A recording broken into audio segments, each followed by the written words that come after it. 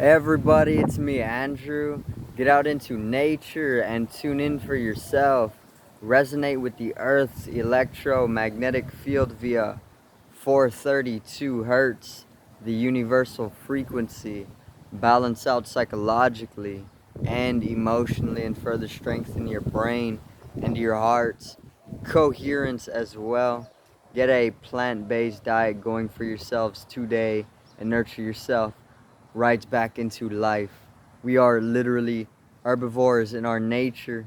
Further balance out your physical body's pH level and get with alkalinity. Then you can generate some static electricity. Send me some love telepathically. Set attention to your mind and set intention to communicate. That is all there is to telepathy. You are now tuning in to great days.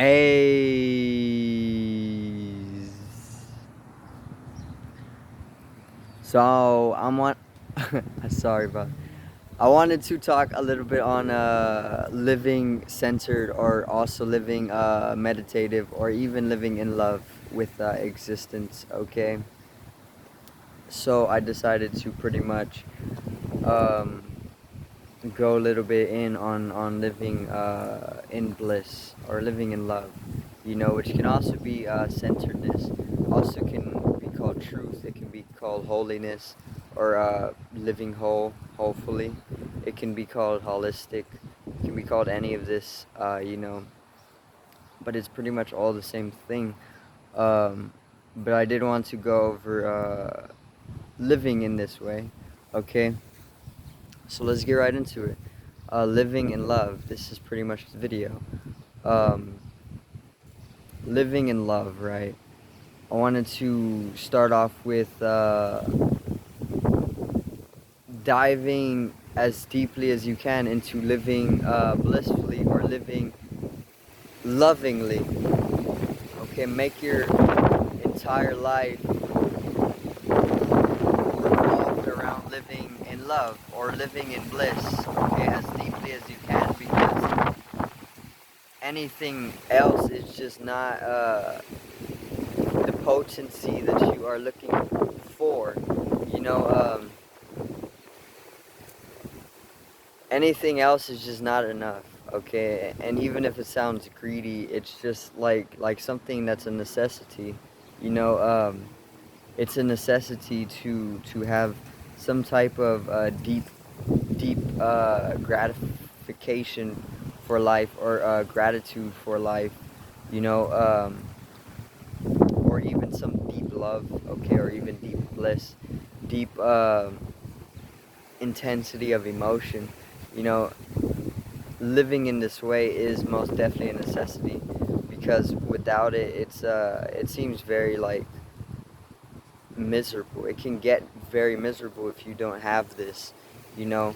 Uh, but something that I also found is like you can live this way, and there can be times where you come out of it as well. You fall out of your center, okay?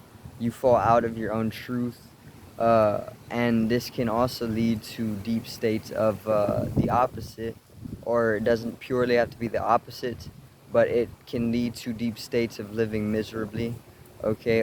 Depressive living, and any of these lower vibrations. Okay, so this can happen when you fall out of center. It can happen when you fall out of your own personal truth, when you fall out of living in your heart space, for the most part, I want to say. It can also happen from a number of different things. You know, there's also entities that are here to pretty much drain you of this energy in the first place, to bring you down in your vibration. So you always want to avoid these types of entities as well, which are everywhere throughout society, and they're not seen with the physical eye all the time. Most times they literally hijack people's bodies, or they harbor people's bodies, you know. And then they can literally thrive off of your the lowering down of your vibration. You know, it's like they can put you off of your center, out of your truth, out of your love, out of your bliss, out of your wholeness or your health, and they can further thrive off of the end result of that. So there's many different ways or many different phenomena of falling out of censor, and a type of miserable or misery can result. It doesn't always result. There can be you can learn from falling out of your censor, you know, but most of the time it's kind of just something that you want to avoid as much as you can. Okay, so this brings us to living in your censor, living in your truth, living holy, living at one with existence, one whole, reconciling the opposites, making the unconscious conscious, living in complete love, complete trust, faith, bliss.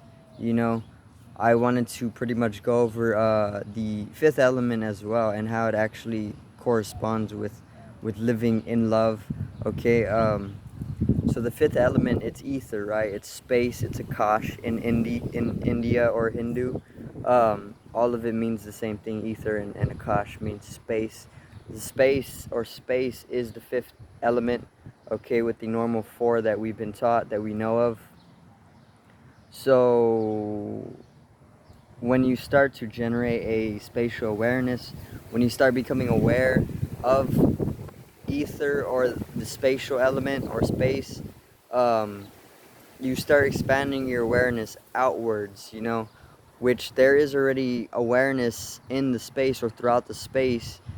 It's just more unconscious or subconscious, okay, because we aren't in tune with the space anymore as an element, and most people forgot about it, but the thing about it is that once you start generating a spatial awareness, you start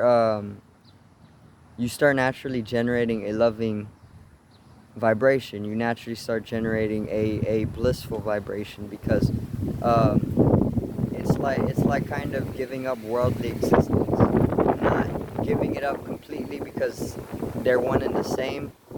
But once you start understanding spatial awareness, it makes it so that you aren't purely attached to the physical body as much, because you understand that the physical body is just a tool for manifesting here on the third dimension.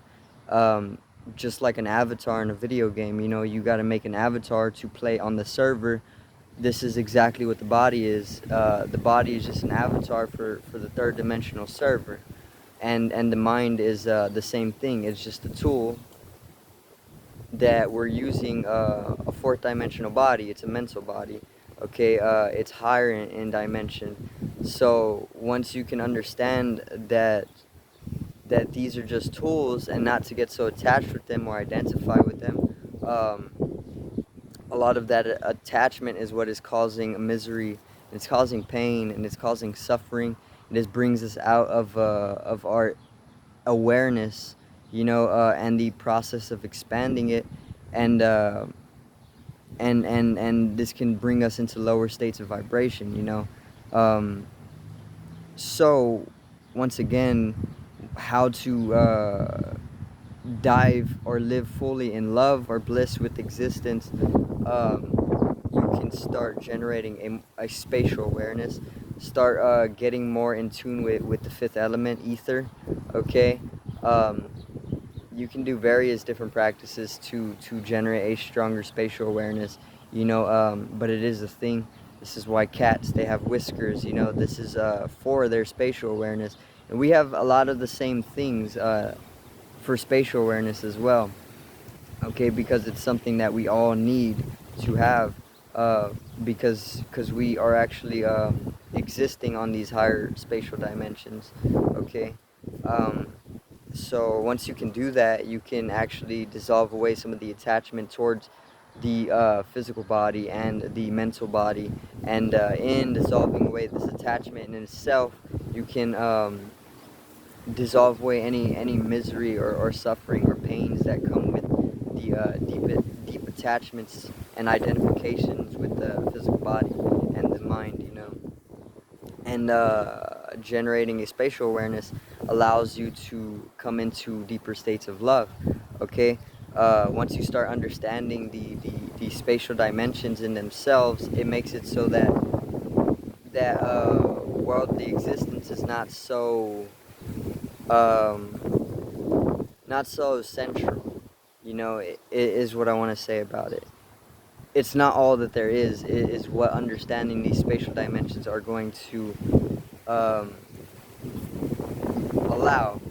You know, because a lot of people, and this is completely normal, but a lot of people, they get really attached to physical experience, and then they see it as central, to everything. But there's so much more, and as you dive deeper into the spatial dimensions, the ether, you naturally realize that the physical body is just a little result of all of this, which is like a whole nother universe. Even more, it's a multiverse, or an omniverse, or even more than that. So we're very minute. Okay, the body is just like less than a speck of dust. So is the mind. Okay, and all thoughts in the mind, no matter how bad they get, it's not something that you should ever attach yourself or identify yourself with too heavily, because they're so minute, and thoughts really don't even exist in the first place. So, uh, yeah, and as you naturally start generating a spatial awareness, you're gonna start generating deeper states of love, and once you start doing that, you're gonna start understanding as a total being, on all dimensions, that there is only love, okay, and there's only bliss, because it's all Maya, it's all a show, it's all energy, and energy, it knows that it's eternal in its nature, so it's in a state of bliss. Okay, it's in a state of love. Um, so never anything to really worry about. Just start shifting yourself more towards living in total love, total bliss, total acceptance, total faith, total trust. Live at whole with yourself, live centered, live in your truth, and practice not falling out of balance. Do that, and you're going to be able to generate higher potencies of love. Okay, and once you start living in that way for long enough, you're going to find that one day you are just you're never touching upon a lower vibration again.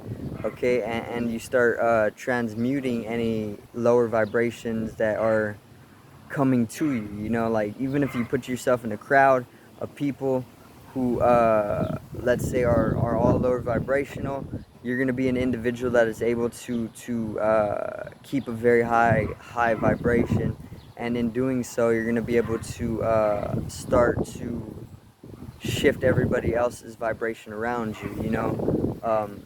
It's very, very contagious like this. So you're going to be able to find yourself living in this. Okay, and you're going to understand how much of a blessing it is. And then you can start living more in your heart space. Okay, it's really what is needed. It's very, very healing. It's If you don't, it just makes it very hard to realize how much life is, or how life is such a blessing once again. But yeah, that's pretty much going to be it. You can find various different methods to expand your spatial awareness. Once again, we already have natural ways of doing this, but some of these natural ways leave it in a subconscious fashion. Like these natural ways are more subconsciously expanding our spatial awareness, so it leaves it subconscious. But if you want to like focus it a little bit more, you got to actually go into it and learn how to expand it on deeper levels, you know, more consciously.